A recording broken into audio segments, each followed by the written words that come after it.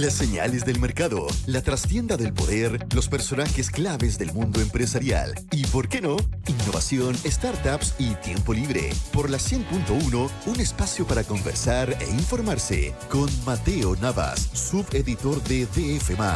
Esto es DF en Infinita. Listos ya, de vuelta en este nuevo bloque de Lo que faltaba. 29 minutos faltan para las 7 y está con nosotros Mateo Navas y con él vamos a conversar de un muy interesante tema del que nos va a ilustrar, porque la verdad, con Pau conversábamos antes en la pauta del programa, una pauta muy seria que hacemos siempre, y decíamos, este es un tema que básicamente uno es como calla y aprende. Claro, ¿Cómo estás, Mateo? La edición Muy de bien, ¿y ADN usted? no es nuestra expertise. ¿Cómo les iba en biología en el colegio? A mí bien, es que me encantaba. A mí también me iba bien. A mí me Ya, entonces encantaba. van a estar mejor que yo, porque yo me tuve que educar bastante, porque a Pero mí me qué tocó, entretenido, ¿no? en particular, reportear esto, sí, bastante entretenido. Es difícil de explicar, así que vamos a tratar de hacer lo mejor posible. Así que si es que les fue bien en biología, estamos al otro lado. A ver, vamos a partir por una historia que explica quizás el origen más remoto de esto, porque es la forma más fácil de explicar esto. A ver. El periodista, no sé si lo conocen, Walter Isaacson, que es icónico porque ha escrito las biografías de personajes como Benjamin Franklin, como Albert Einstein. Ahora acaba de La del publicar Musk, ¿no? la biografía de Elon Musk. Él se centra mucho en ciencia. Es un periodista que logra explicar fenómenos complejos de la manera más simple posible. Bueno, pero el libro previo al libro de Elon Musk, que se llama El Código de la Vida, que se lo recomiendo mucho, y que habla de una científica norteamericana, una química, que se llama Jennifer Doudna, ¿ya? Y ya les voy a explicar quién es ella, pero es la persona clave en la tecnología CRISPR, y que producto de esto, que también se les voy a explicar qué es CRISPR más adelante, recibió el Premio Nobel 2020 a Química.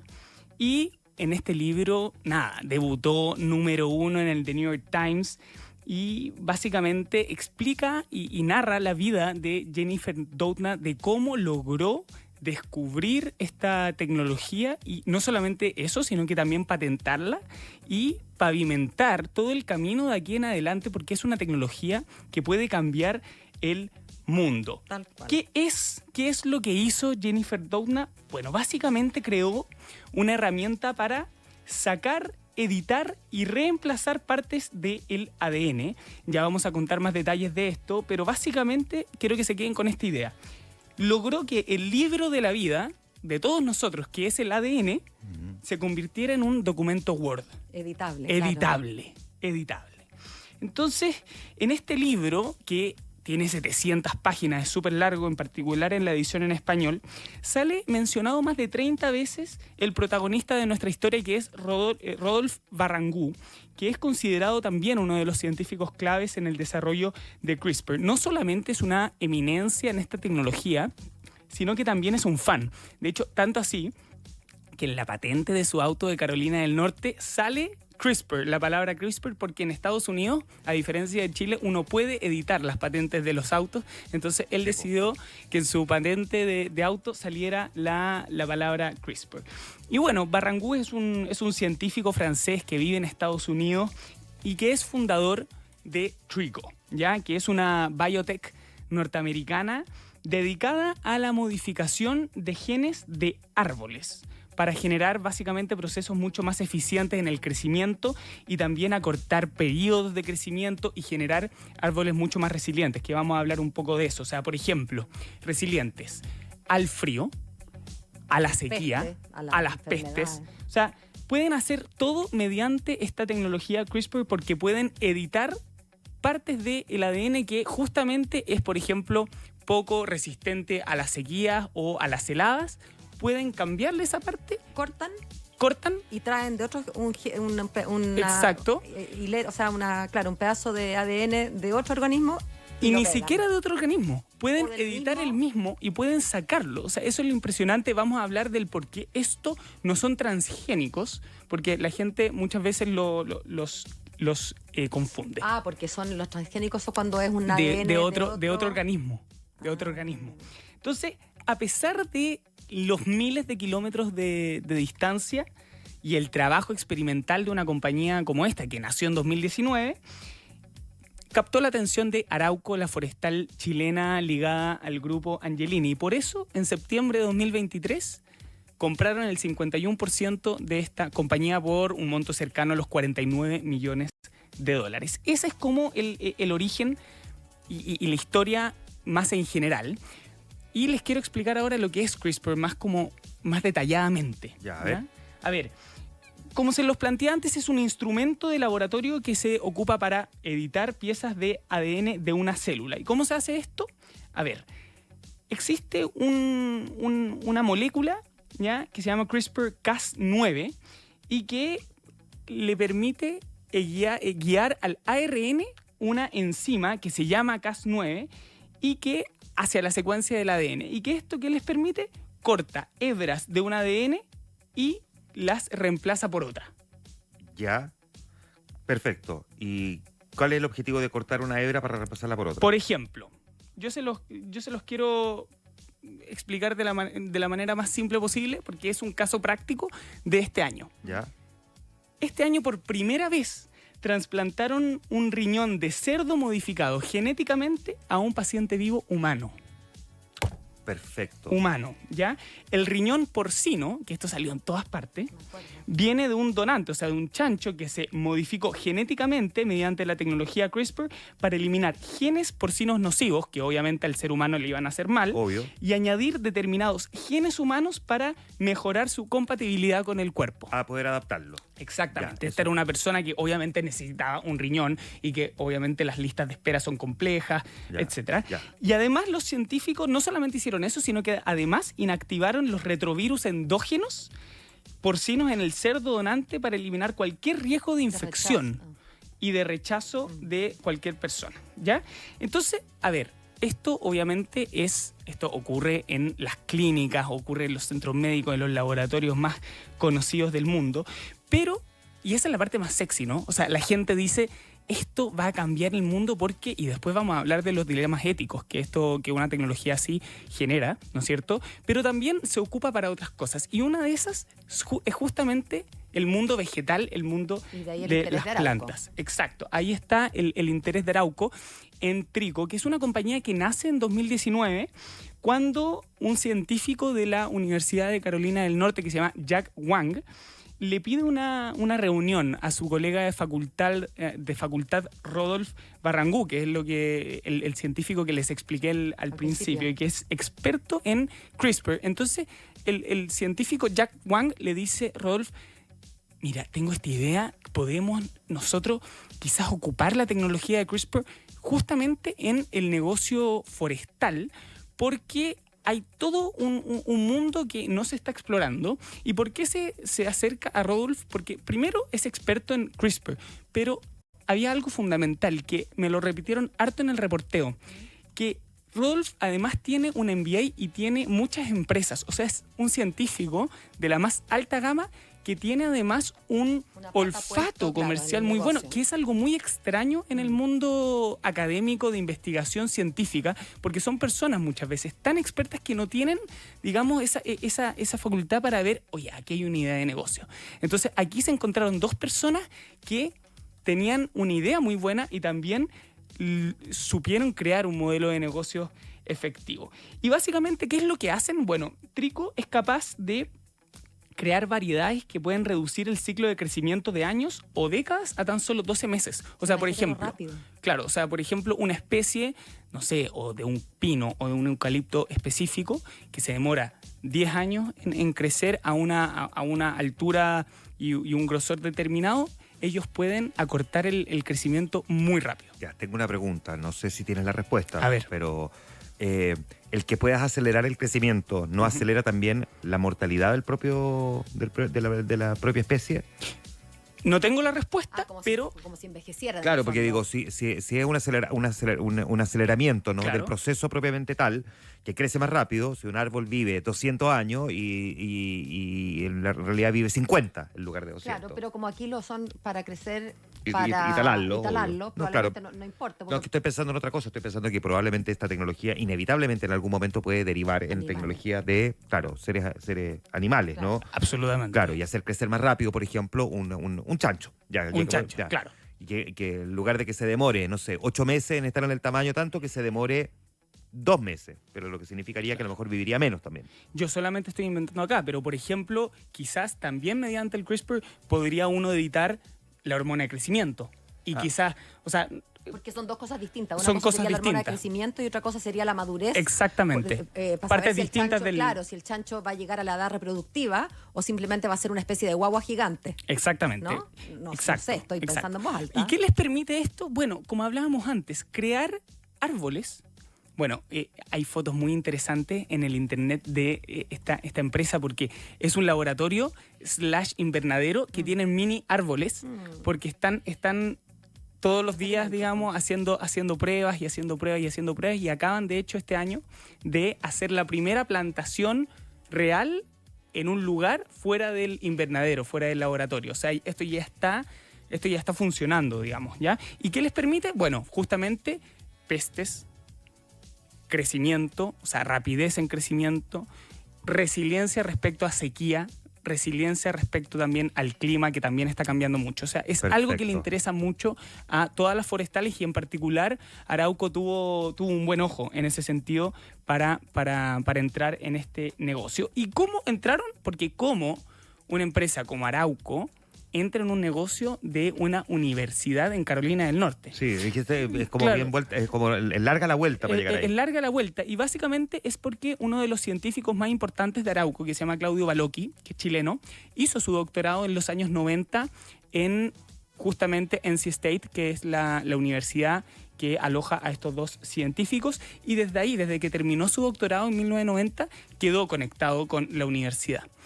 Y de hecho vio a un muy joven Jack Wang, que es el fundador de Trico, trabajar en sus proyectos de tesis y todo. Entonces siempre estuvo vinculado a la universidad, Claudio.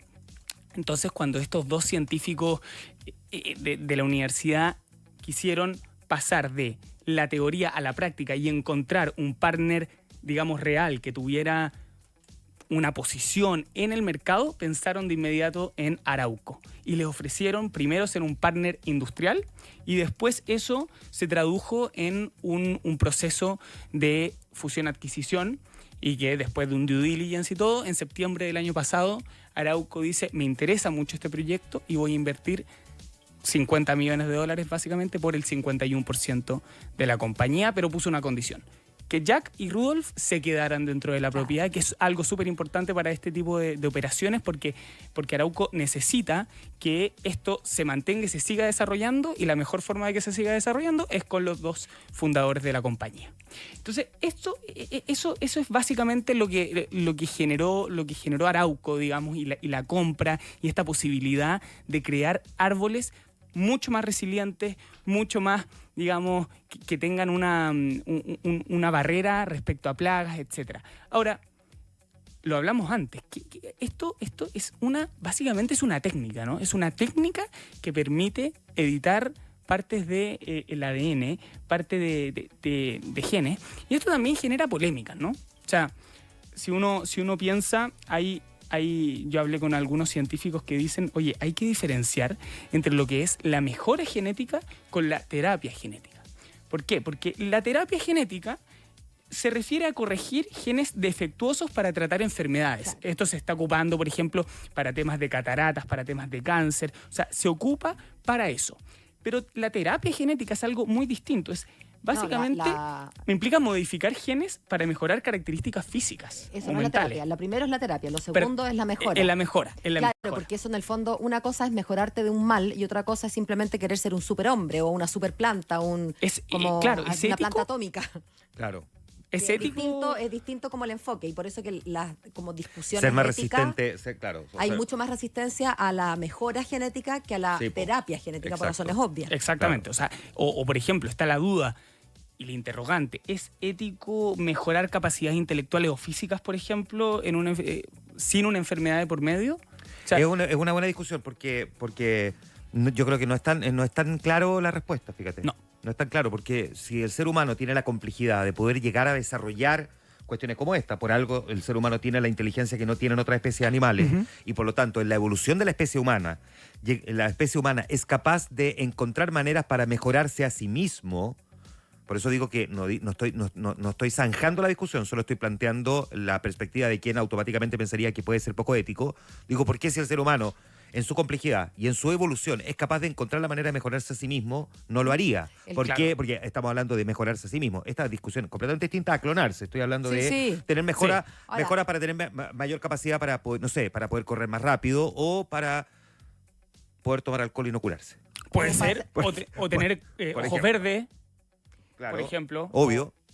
Sí, bueno, es que ahí empieza el contraargumento. Primero, el contraargumento clásico es que no somos Dios, como vamos a empezar nosotros a decidir que los niños tienen que tener ojos azules y medir 1,80 m. Pero es un argumento que está en el plano moral, ¿no? Claro, que incorpora la religión en el debate moral. Pero hay otro argumento que es también probablemente inmediatamente después habla de la democratización, en el fondo lo injusto que sería que muchos de nosotros podríamos acceder y muchos otros no podrían acceder. Entonces, después, por ejemplo, ponen entredicho todo lo que tiene que ver con la competencia. Los seres humanos estamos llenos de competencias deportivas. ¿Tiene sentido entonces que yo vaya a una competencia deportiva si yo estoy enhanced mediante genes? Eso no es doping, pero pero es que las competencias deportivas no pueden limitar, una competencia deportiva no puede limitar la evolución del ser humano. A lo mejor las competencias deportivas van a quedar atrás y van a desaparecer, como muchas cosas que con el paso de la humanidad también han ido desapareciendo.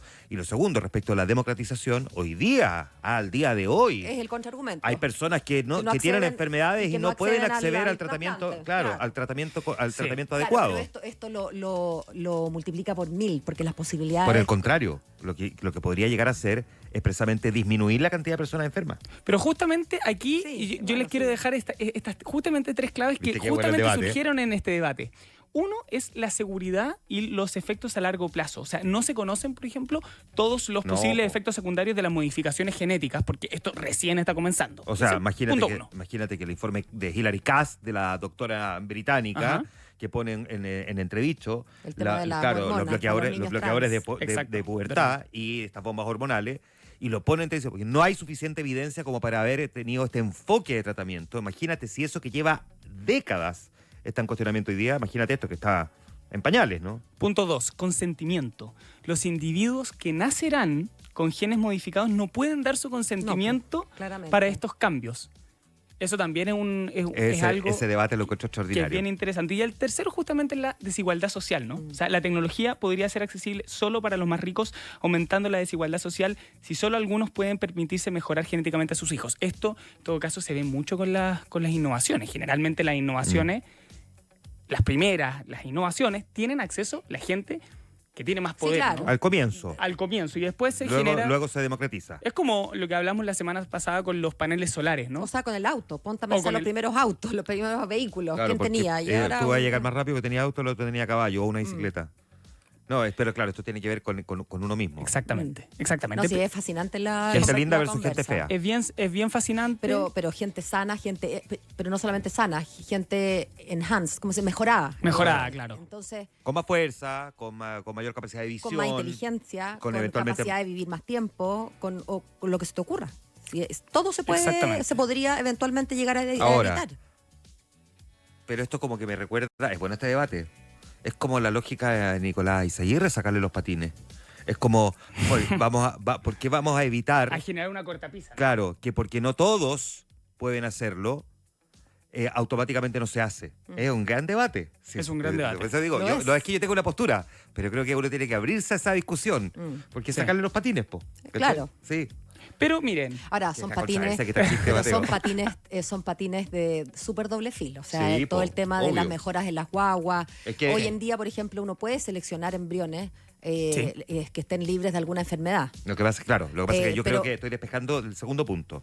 Sí. El segundo punto es que esto se haga sobre seres humanos sobre seres sintientes, ya que Prenacimiento. que no hayan dado su consentimiento. Claro. Que este debate, por supuesto, que no está ni zanjado respecto del bautizo. Imagínate cómo va a estar zanjado En una decisión genética. en una decisión genética. Que claro. Pero bueno, esto da para un programa entero, pero está bueno. básicamente Arauco ya comenzó, ya tiene una empresa comprada que se dedica justamente a eso, así que vamos a tener... O sea que hay que llamar a Arauco si queremos hacernos algún cambio. Exactamente. Ya no llamo al Ellos- cirujano plástico, no, llamo directo a Arauco. Ellos tienen el know-how, por lo menos. ¿Pero qué cambio te harías tú, Paola? Está Ay, después te perfecto. cuento en el comercial. Si les interesa todo este tema, es muy interesante el libro El Código Sí, ya de lo la Vida compré, de yo Walter ya lo Isaacson. compré. Ah, Acabo de comprarlo en excelente. Kindle. Excelente. Así que ahí se los dejo muy recomendados. Qué gran tema, Sí, qué gran buenísimo. tema. Lean el artículo del DF a la apuesta científica de Arauco en Estados Unidos. Lo van a encontrar ahí en el DF. Ya vos, Mateo. Buena conversa. Buena conversas. Muchas gracias. Que les vaya muy bien. Muy bien, faltan 9 minutos para las 7 de la tarde. Esto fue DF en Infinita con Mateo Navas, subeditor de DF+, un espacio para conversar e informarse por la 100.1.